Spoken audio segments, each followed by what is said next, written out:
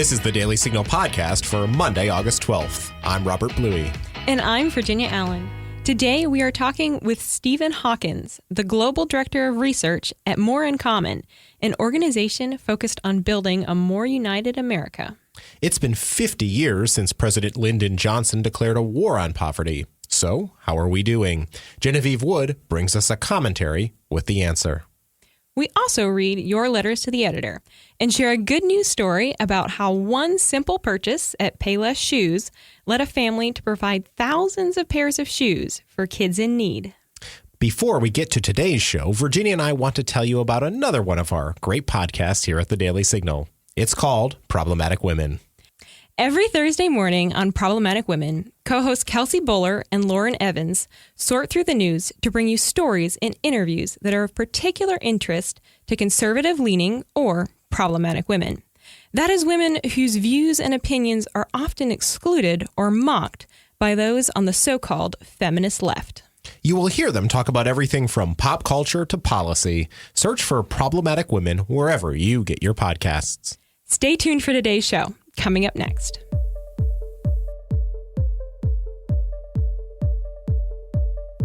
We are joined on the Daily Signal podcast today by Stephen Hawkins, the Global Director of Research at More in Common. It's an organization that was established in 2017 to build communities and societies that are stronger, more united, and more resilient to the increasing threats of polarization and social division. Stephen, thanks for joining us. Thanks so much for having me on. Absolutely. You know, the topic of unity is something that our nation is grappling with right now. This past week has been a tough one in the United States. And it's a topic that we've discussed on this podcast in the past with people like Arthur Brooks and Jeannie Safer and others. So tell us a little bit more about your organization and the mission of More in Common. Well, we got our start from a tragic beginning, sadly. Some of our co-founders were very closely connected to a member of parliament who in 2016 was killed because of her support for embracing Syrian refugees into the UK. And that created a big national moment where there was some alarm about what was happening in the UK for a sitting member of government to be killed by one of their constituents for their stance on a policy of accepting refugees. And that began a broader set of reflections about sources of division and polarization in the UK, in France, in Germany, in the United States. And our organization has spent the last 2 years talking to thousands and thousands of people in those countries, trying to understand their perspectives, how they connect to politics, how they connect to their identities, and ultimately trying to find ways to rebuild those societies so that people feel more at home and less afraid of what's coming. Stephen, yourself and two of your colleagues have recently published a report called The Perception Gap. Can you give us just a brief summary of that report and what the perception gap is? Yeah. So the perception gap builds off of pretty robust academic literature into a subject that's called false polarization. And false polarization is the idea that among people who are the most politically engaged, they tend to overestimate how extreme and how different and how ideological their political opponents are. And so we wanted to explore this in the context of 2019, 2018, and the political environment that we're in now in the United States. And the way we did that was we asked Democrats, what do you think Republicans think on a number of key issues, from immigration to racism to Islam? And then we asked Republicans, what do you think Democrats think on a number of issues, immigration, attitudes towards police, being patriotic? And then all we did was we looked at the difference between what Republicans told us they actually think about these issues and what Democrats estimated that they would think on those same issues, and vice versa. And what we generated from that was something we call the perception gap, which is the difference between what people actually believe and what their political opponents estimate that they'll believe. And the key headline from our study is that the more politically engaged people, the most active voters, the biggest donors, the biggest activists on each side tend to overestimate how extreme and how different their political opponents' views are. And the people who are closer to the middle, who are less politically engaged, tend to have a better read on what their political opponents think. It's really fascinating, the research that you've done. I want to talk about another report that you did last year, which is actually how I first learned more about More in Common, and it was called Hidden Tribes, a study of America's polarized landscape. You not only did this report prior to the election, but then you did an update after last year's midterm election. What do you mean by hidden tribes? What are they, and what does the report conclude? Well, the reason we call them hidden is because we tend to think and discuss American politics along the lines of demographics. White people, rural voters, black voters, highly educated, or in political categories of the parties, Democrats, Republicans. And what we did with our analysis in Hidden Tribes was we looked for patterns in the way that people's psychology and orientation towards politics were kind of distributed across the country. It's a statistical process called cluster analysis. And what we did was we looked for those patterns. Where are there very similar people whose orientation towards society on things like how they raise kids, things like how worried they are about whether the world is becoming less safe, and looking at their values, things like how much they care about preserving authority figures in society, how much they care about sense of fairness. And we grouped people according to those attributes, their psychology, and also their degree of political engagement. And that gave us a very interesting distribution of 7 groups from the far left to the far right. And using that methodology, we were able to better explain some of the deepest divisions in our country on questions related to race and immigration and healthcare and other issues. And it allowed us to see a little bit deeper into people's psychology and belief system and show how that's connected to people's political beliefs. We also discovered in that group something we call the exhausted majority. This is our interpretation of what about 2/3 of Americans belong to. It's a group of Americans that feels deeply frustrated by the conflict in our political system, wants to see some level of compromise, and doesn't feel particularly well represented in the political debate. Well, looking at the different tribes, it was interesting to note that, we hear obviously a lot about the progressive left or the conservative right, but the highest percentage was politically disengaged people. So what can you tell us when it comes to some of those policy issues? Obviously, that is the core focus of our work here at the Daily Signal in terms of covering those big debates. What can you tell us from your research that you've discovered about these various 7 tribes and how they do respond to, say, an issue like immigration? So the politically disengaged, I'll just start with that and then answer the broader question about immigration. Politically disengaged are the most heterogeneous group. This is a group that doesn't have a lot in common with each other, except for the fact that they aren't particularly oriented towards watching the news or reading the news closely about politics. They're not particularly likely to vote. Their answers to political questions don't line up in a consistent way that shows an underlying ideology or worldview that connects them to politics. They're more likely to have a position that aligns with Democrats on immigration, but then a position that aligns more with conservatives on abortion, for instance. And so there's a lot going on in that group. They do tend to be lower educated, lower income. They often express finding politics kind of overwhelming. This is a group that in our research we found was most inclined towards believing conspiratorial theories about society, for instance. And so they're a complex group. As you say, they're 26% of the population.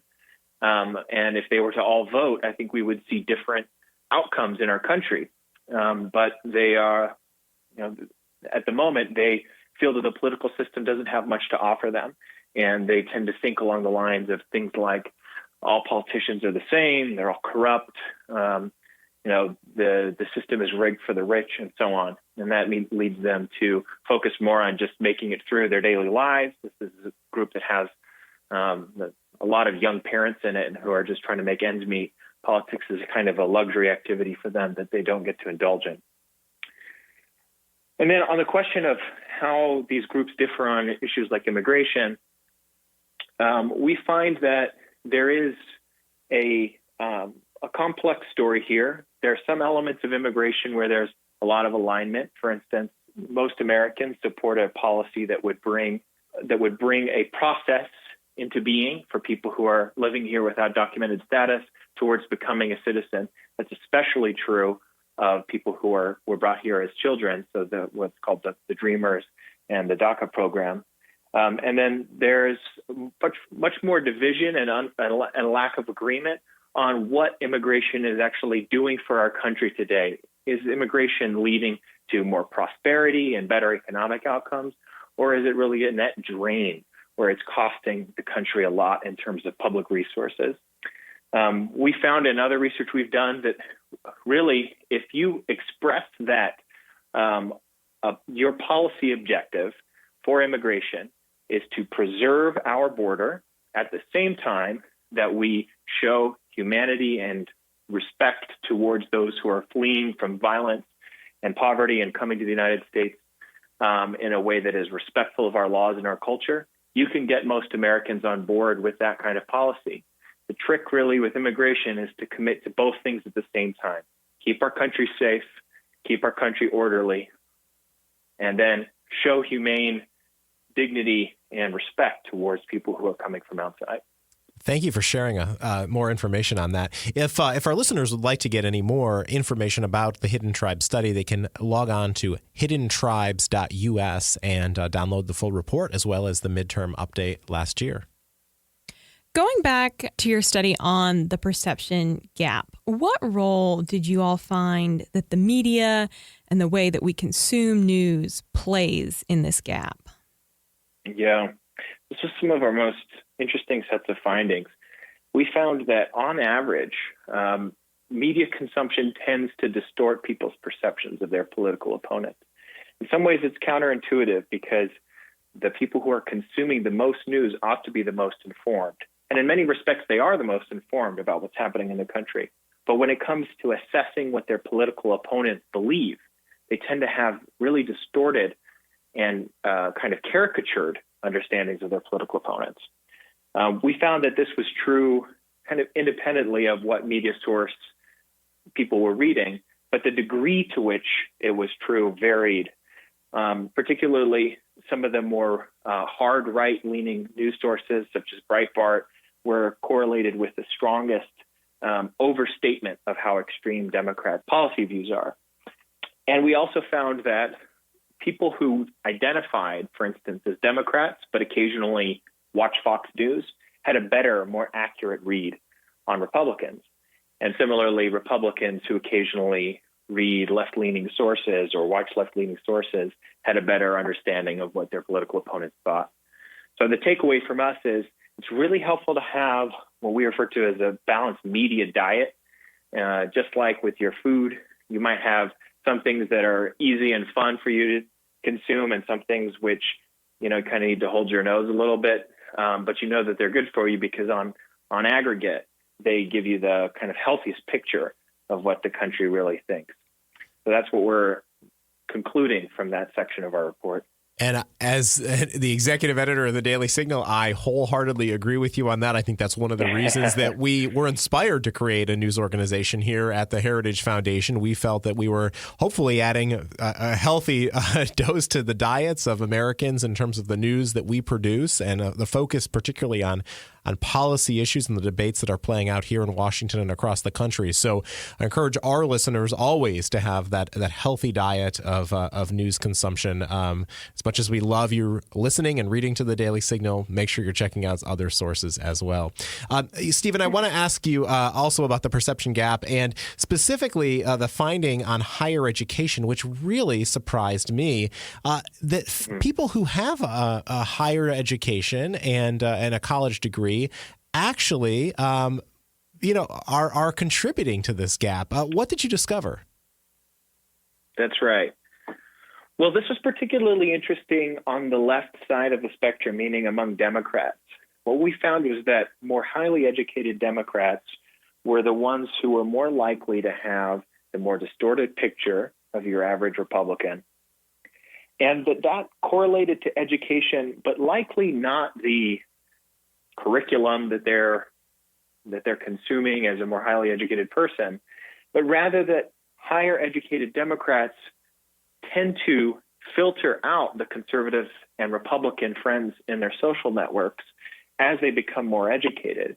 We found that as Democrats went from high school to college to master's degrees and further degrees, with each increasing step up that ladder of educational attainment, they reported lower and lower levels of Republicans and conservatives in their friend circles. And so what's happening here is an interesting social effect where Democrats tend to self-select out of politically diverse communities and into a more politically homogenous environment where their day-to-day contact with people who differ from them politically starts to go really southward. And then they end up having less of a direct connection to the reality of everyday Republicans. You all concluded in the report that we're actually less divided in America than we think we are. So do you have any advice or thoughts on how we go about shifting our focus from those differences to the areas that we do agree on? Well, at the level of just your listeners and us in this conversation, I think the two key takeaways are: do keep that balanced media diet that we already talked about. Do try and engage with people who you normally don't talk to because they don't agree with you about politics. Keep those conversations going. It'll be a healthy way to stay in touch with what more regular people think who aren't just part of these ideological fringes. But unfortunately, the main takeaway from our study is that the sources of this sense of a deep division in our country are actually institutional.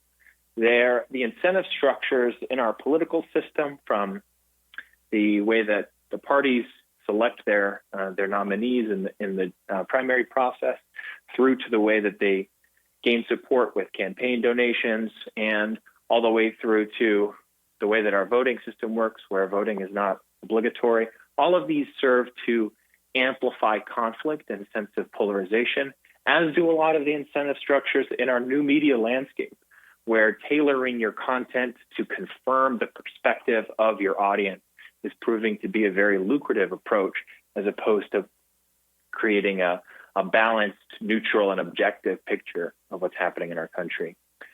So what I really hope will happen from the release of this report and from other similar efforts is that as a country, we'll start having this conversation about how do we reduce the level of polarization in our country? How do we return to a place where we can focus on things that we have in common and build constructively from there, rather than focusing on the sources of division and exploiting them for revenue as a media organization or for votes as a political party.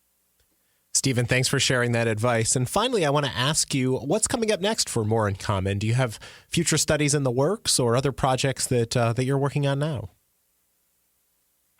Yeah, so we're going to continue to conduct research, and we're looking to build partnerships. More in Common is still a small organization, only a few dozen people between 4 countries.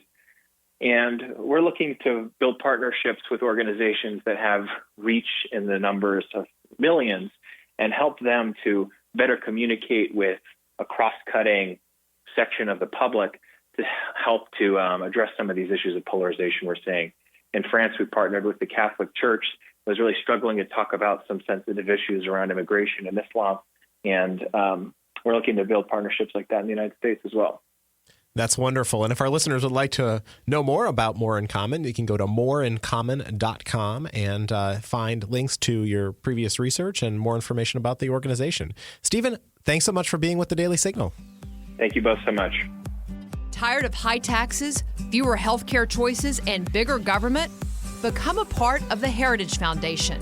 We're fighting the rising tide of homegrown socialism while developing conservative solutions that make families more free and more prosperous. Find out more at heritage.org. We are clearly spending a lot of money on welfare programs in America. So why do we still have such a high poverty rate? Genevieve Wood explains. Take a listen. When President Lyndon Johnson launched his war on poverty in the 1960s, he pledged to eliminate poverty in America. But more than 5 decades, several welfare programs, and $25 trillion later, the welfare system has largely failed the poor. Currently, the United States spends about $1 trillion a year on over 90 different federal, state, and local welfare programs. Yet around 12% of Americans are still considered poor. We are clearly spending a lot of money. So why do we still have such a high poverty rate? The simplest answer is that the government does not count most welfare benefits as income when measuring poverty. That means taxpayers can spend and spend, but the poverty rate will always seem to remain unchanged. In reality, not even the government can spend $1 trillion a year and have no impact on poverty. Once cash, food, and housing benefits are measured accurately, the poverty rate falls from 12% to 4%. But does this mean the war on poverty has been a success? Not really. In launching the war on poverty, President Johnson declared that he wanted to address the causes, not just the symptoms of poverty. He said he intended to shrink, not increase, dependence on government. His goal was to increase self-sufficiency, the ability of individuals to support their families without reliance on government handouts. And that should remain our goal today. Unfortunately, by that very measure, the current welfare state is an absolute bust. What has gone wrong? Well, the main problem is that our welfare system discourages work and it penalizes marriage. Work and marriage clearly raise incomes, but more importantly, both are inherently linked to a person's well-being and happiness. For example, marriage is the #1 factor in promoting upward mobility for children. Because welfare is anti-work and anti-marriage, it inherently harms the very people it was supposed to help, especially children. Why has this happened? Well, as welfare benefits grew over the years, they increasingly served as a substitute for a working parent. Single mothers were discouraged from marrying the fathers of their children because that reduced their benefits. And as the role of the father was undermined, mothers were increasingly left to raise their children on their own. Sadly, that cycle continues today, as many children who grow up on welfare eventually follow in their parents' footsteps when they have families of their own. So what do we do? Well, we need to reverse the current system, which discourages work and penalizes marriage. Work is the fastest and most effective way to get out of poverty and become prosperous. Welfare programs should require those who can work to work or prepare for work as a condition of getting aid. And the substantial penalties against marriage, those should be removed. Finally, it's important to be transparent about the dollars spent and the benefits received.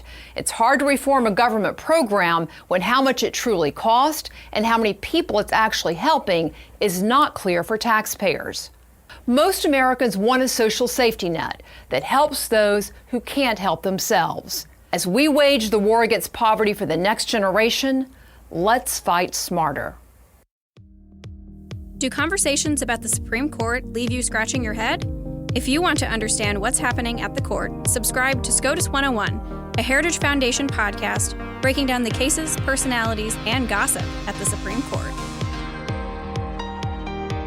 Thanks for sending us your letters to the editor. Each Monday, we feature our favorites on this show and in the Daily Signal's Morning Bell email newsletter. Virginia, who do you have first? In response to Jarrett Stetman's article, "Socialism may be absurd, but it's no laughing matter," Terry T. writes, "Socialism advocates that the production, distribution, and exchange of goods and services should be owned or highly regulated by the government. Tossing the term democratic in front to make the concept more palatable does not change the underlying definition." And Drew Page writes, "Socialism isn't funny. It's frightening. What is funny are the comments made by those who never lived under socialism or who make it sound like a good thing. Everybody gets everything for free. It's a childlike fantasy. The fantasy bears no resemblance to the real and awful consequences of socialism. The people promoting socialism here in the United States are playing with fire." Your letter could be featured on next week's show. Send an email to letters@dailysignal.com or leave a voicemail message at 202-608-6205. What the heck is trickle-down economics? Does the military really need a space force? What is the meaning of American exceptionalism? I'm Michelle Cordero.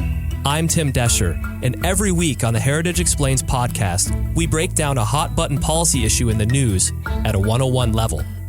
Through an entertaining mix of personal stories, media clips, music, and interviews, we help you actually understand the issues. So do this. Subscribe to Heritage Explains on iTunes, Google Play, or wherever you get your podcasts today.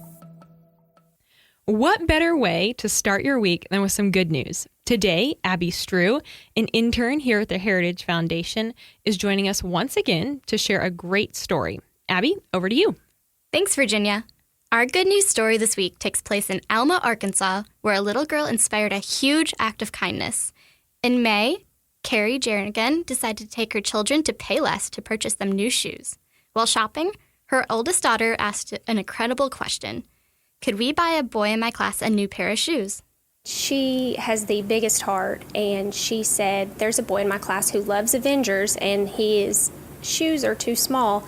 Could you buy him these? And I was like, of course. Carrie went ahead to buy the extra pair of Avengers sneakers for her daughter's classmate, but a thought struck her as she prepared to pay for the shoes. As I was checking out, I just said, how much for the rest of the shoes in the store? Almost joking. And then I could see the clerk's face, her wheels start to turn, and she finished checking me out. And she said, can I have your number? After she and her kids returned home from the store, she received a phone call from the district manager of Payless, who told her she could in fact buy out the entire store. The Alma branch of the store was closing, so all of the merchandise was easily available. However, they had just received a new shipment. That meant that the entire store had over 1,500 shoes in stock. Carrie, however, didn't hesitate to continue her plan. Sometimes you need a child's innocence and heart to inspire you to make a big difference. And not just Carrie was inspired. After news broke of the buyout, people began contacting the Jernigan family to offer donations of additional shoes. They received so many donations that the family decided to host a back-to-school bash on Saturday at Alma Middle School, where they'll be giving out shoes and school supplies. You know, I always tell my kids, if you ask them what they want to be when they grow up, they say, be kind. And so I don't care what they do in life as long as they're kind and good people. And so it just reiterates to me that their heart's in the right place, and if it's in the right place, they can do amazing things. Carrie's definitely setting a good example for her children. It's heartwarming to hear about people who are so moved by a small act of kindness in the moment that they take that act and expand upon it. That is such a great story, Abby. Thank you so much for sharing. Of course. So we're going to leave it there for today. The Daily Signal podcast comes to you from the Robert H. Bruce Radio Studio at the Heritage Foundation. You can find it on the Ricochet Audio Network. All of our shows can be found at dailysignal.com/podcasts. You can also subscribe on Apple Podcasts, Google Play, or your favorite podcast app. And be sure to listen every weekday by adding the Daily Signal podcast as a part of your Alexa flash briefing. If you like what you hear, please leave us a review and a 5-star rating. It means a lot to us and helps spread the word to other listeners. Be sure to follow us on Twitter at Daily Signal and Facebook.com/The Daily Signal News. Have a great week. The Daily Signal podcast is executive produced by Rob Bluey and Virginia Allen. Sound design by Lauren Evans and Thalia Rampersad. For more information, visit dailysignal.com.